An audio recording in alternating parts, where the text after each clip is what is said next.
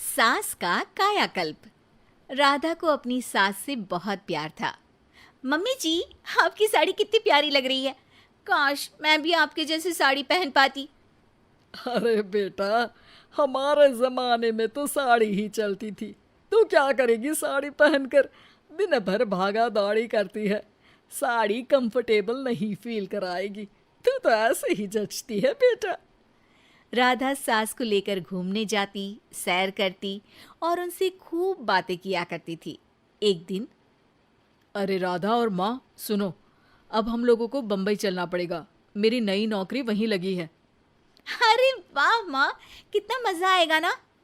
अरे नहीं नहीं, मैं नहीं जाऊंगी। बड़ा शहर, बड़े लोग, मेरा दिल नहीं लगेगा। अरे माँ, मैं हूं ना आपके साथ।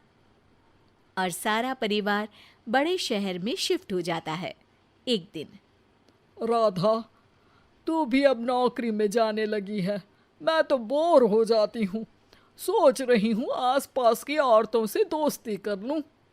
हाँ हाँ माँ, और क्या। यहाँ की औरतें तो किटी पार्टी और बहुत सी फन लविंग एक्टिविटी करती हैं। तो बेटा, दो चार फन लविंग से मुझे भी मिलवा देना। बहू सास के साथ बाहर निकलती है तो देखती है कि सास की उम्र की जो औरतें टहल रही हैं, उनका पहनावा ओढ़ावा सास से बिल्कुल अलग है। लेकिन फिर भी राधा एक औरत को रोकती है। Hello aunty, how are you? Oh great darling. Aunty, हम लोग यहाँ नए शिफ्ट हुए हैं। ये मेरी मम्मी है। क्या ये कल से आप लोगों को ज्वाइन कर सकती हैं? वो औरत सास की तरफ बड़ी ही अजीब नज़रों से देखती है, फिर कहती है, अब ठीक है, कल से भेज देना। सास समझ जाती है कि उस औरत को वो ठीक नहीं लगी, लेकिन फिर भी वो कुछ नहीं बोलती। अगले दिन, अरे माँ, अच्छी सी साड़ी पहनकर तैयार होकर जाइए। आपको आपकी दोस्तों के पास जाना है ना। और नहीं नहीं, मैं सोच रही हूँ घर पर बैठकर टीवी देखूं। वैसे भी रामायण का नया एपिसोड आएगा। नहीं माँ, आप जाओ ना, लोगों से मिलो, बात करो, अच्छा लगेगा।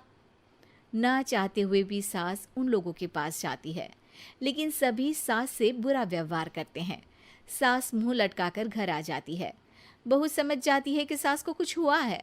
वो रोज सास को पार्क में भेजती, लेकिन सास रोज मुंह लटकाकर वापस आ जाती। क्या हुआ माँ, आप बाहर जाकर खुश नहीं होती हैं? अरे बेटा, खुश तो हूँ लेकिन लेकिन क्या माँ, आपको तो लोगों से मिलना, बातें करना अच्छा लगता था। मैं देख रही हूँ कि आजकल आप बाहर से आती हैं तो परेशान सी दिखती हैं। सास कुछ नहीं कहती, अपने कमरे में चली जाती है। अगले दिन राधा चुपके से सास के पीछे पार्क में जाती है। हेलो, कैसे हैं आप लोग? एक औरत मुंह बनाकर साइड हो जाती है। सभी एक दूसरे से बात करती हैं, लेकिन राधा की सास साइड में चुपचाप अकेली बैठी रहती हैं। राधा घर आती है और सास के वापस आने का इंतजार करती है। सास मुंह लटकाकर घर आती है। अरे मम्मी जी, तब से इंतजार कर रही हूँ, जल्दी तैयार हो जाइए, मार्केट जाना है। राधा सास को लेकर बाजार जाती है और उन्हें कुछ मॉडर्न कपड़े दिलाती है। अगले दिन सास उन कपड़ों को पहनकर पार्क में जाती है। Oh my God, you are looking gorgeous. Beautiful top, कहाँ से लिया? हे, मेरे घर में कल किटी है, तुम जरूर आना। अजीब औरतें हो तुम लोग। मैं रोज आती थी तब तो तुम लोग सीधे मुंह बात भी नहीं करती थी। आज इन कपड़ों को देखकर तुम मुझे घर बुला रही हो। लेकिन सुनो, अब मुझे तुम लोगों से कोई बात नहीं करनी और ना ही दोस्ती करनी है। अरे तुम तो बुरा मान गई। वैसे दोस्ती नहीं करनी थी तो ये कायाकल्प क्यों किया? ये मेरी बहू ने किया है। मैं यहाँ सिर्फ ये देखने के लिए आई थी कि तुमको मुझसे समस्या है या मेरे कपड़ों से। कपड़े तो बदले जा सकते हैं। अच्छा चलो, जो भी हो, अब हम लोग तुम्हें अपने साथ रखने को तैयार हैं। लेकिन अब मुझे तुम लोग नहीं पसंद। ये बोलकर राधा की सास वहां से चली जाती है।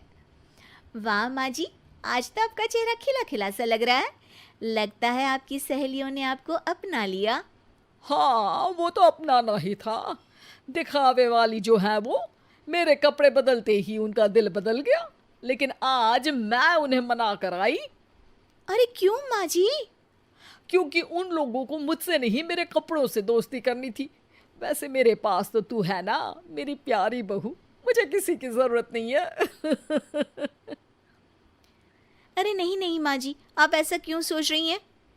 बेटा ये गलत भी तो नहीं है, जैसा देश वैसा भेष। क्यों? ठीक है ना माँ, अब जब ये हम लोगों का देश है तो क्यों ना हम यहाँ का भेष अपना ले। हाँ हाँ जरूर, मैं तो तैयार हूँ। समय के साथ खुद को बदलने में कोई बुराई नहीं है, लेकिन कहीं नकल के चक्कर में बंदर ना दिखने लगूं। खैर, बहू लग जाती है